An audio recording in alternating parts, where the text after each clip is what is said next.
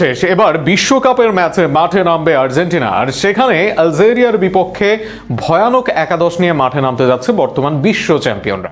দলের গুরুত্বপূর্ণ খেলোয়াড়রা যেমন থাকবেন, আবার থাকবেন শেষ কয়েক ম্যাচের পারফর্মাররাও। এছাড়া একাদশে ফিরছেন লিওনেল অ্যান্ড্রেস মেসি। সব মিলিয়ে আলজেরিয়ার বিপক্ষে আর্জেন্টিনার সম্ভাব্য একাদশ নিয়ে থাকছে প্রতিবেদনা। হন্ডুরাসের বিপক্ষে জোড়া গোল, আইসল্যান্ডের বিপক্ষে এসেছে আরও 3 গোল। বিশ্বকাপের আগে বেশ ফুরফুরে মেজাজেই থাকবে আর্জেন্টাইন দল, আর সেই মেজাজ নিয়েই শুরুর ম্যাচে আলজেরিয়ার বিপক্ষে নামবে মেসি বাহিনী, যেখানে লিওনেল মেসিকে নিয়ে শক্তিশালী একাদশ গঠন করতে চাইবে স্কালোনির দল। কেননা গত আসরে শুরুর ম্যাচে অঘটনের সাক্ষী হয় আর্জেন্টিনা, এবার সেই ভুল করতে চাইবে না আর্জেন্টিনা। গত 2 ম্যাচে ছিলেন এমিলিয়ানো মার্টিনেজ, তবে বিশ্বকাপের আগে সুস্থ হয়ে উঠেছেন এই অভিজ্ঞ গোলরক্ষক। আর এমি ফিট হলে তিনিও শতভাগ থাকবেন আর্জেন্টিনার একাদশে।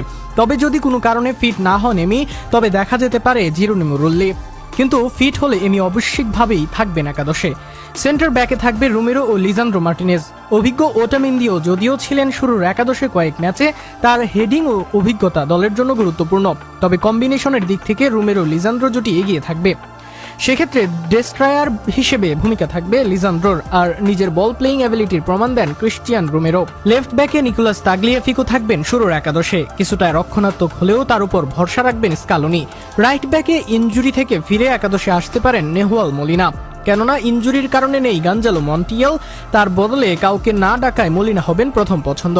মিডে আর্জেন্টিনার বিখ্যাত 3 এর না নামার সম্ভাবনাই সবচেয়ে বেশি। রদ্রিগো ডি পলের নিম্নমুখী পারফরমেন্সের সাথে বার্কোর দুর্দান্ত ফর্ম, একই সাথে একাদশে তার পরিবর্তনের আভাসই বেশি। সেই ক্ষেত্রে একাদশে বার্কো থাকবেন অনেকটাই ধারণা করা যায়। বার্কোর সাথে এনজো ফার্নান্দেজ থাকছেন নিশ্চিতভাবেই। মিডে অন্য পজিশনের লড়াই হবে লো সেলসো এবং ম্যাকালিস্টারের মাঝে। অনেকেই ফর্মের জন্য লো সেলসোকে এগিয়ে রাখেন, অনেকের কাছে স্কিলের জন্য ম্যাকালিস্টার সেরা।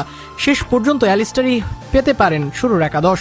রাইট মিডে লড়াই হবে সিমিওনে এবং নিকো পাজের মাঝে। তবে যেহেতু মেসি খেলবেন শুরুর একাদশে, ডান দিক থেকে গতি ও ট্র্যাক ব্যাকের জন্য সিমিওনেকেই বাছাই করতে পারেন কোচ স্কালোনি। আর সেখানেই 4-4-2 মাঠে নামবে আর্জেন্টিনা। আক্রমণ ভাগে একদিকে মেসি থাকবেন, অন্যদিকে হুলিয়ান আলভারেজ। সব মিলিয়ে খুব বেশি পরিবর্তন না হলে এটাই হতে পারে আর্জেন্টিনার প্রথম ম্যাচের সম্ভাব্য সেরা একাদশ। এবার দেখা যাক বিশ্বকাপের শুরুর অ্যাসাইনমেন্টে কাদের নামান স্কালোনি।